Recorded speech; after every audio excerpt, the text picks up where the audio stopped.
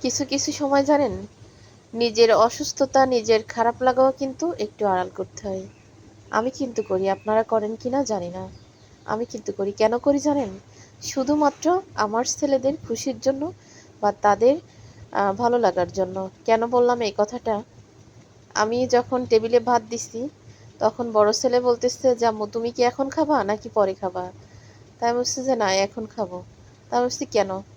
তা বলছে, "না, এমনি বললাম।" মানে ওরে কিন্তু ভাত খাইয়ে দিতে বলতেছে।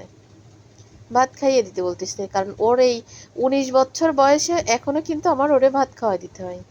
ছোট জনরেও দিতে হয়, ওরও দিতে হয়। কিন্তু সবসময় না, মাঝে মাঝে। তো সেই সময় যদি অসুস্থ থাকি, তখন কিন্তু এই অসুস্থতা আমার আড়াল করতে হয়। বলি না কখনো যে, "বাবা ভালো লাগতেছে না, হাত দিয়ে খাও।" তখন কিন্তু বলি না। কারণ ওরা যখন বলে না, ওদের তখন কিন্তু ইচ্ছা করে যে মার হাতের ভাত খেতে ইচ্ছা করে। এজন্য কিন্তু ওরা বলে। সবসময় কিন্তু বলে না। তো আর কি করা, ছোটজনরে ভাত গোছায় দিলাম। ও ভাত মানে খেতে চাইলো বিধায় ছোটজন কিন্তু আর শব্দই করলো না। ও বলল, "তাহলে আমারে তরকারি উঠাই দাও।" তা না হলে কিন্তু ও বলতো, "তরকারি উঠাই দাও।" দিলাম ওরে, তরকারি উঠাই দিছি। ও নিজে নিজে বসে খাচ্ছে। আর আজকে এক ভাগেরই তরকারি রান্না করেছি। শরীরটা ভালো না দেখে একটা তরকারি রান্না করেছি, যে এই দিয়ে আজকে রাত পর্যন্ত কিন্তু খেতে হবে। তো ওকে উঠাই দিলাম, দিয়ে এবার বড় ছেলেকে কিন্তু ওই যে ফার্স্টে দেখলেন ভাত খাওয়াতে বসলাম।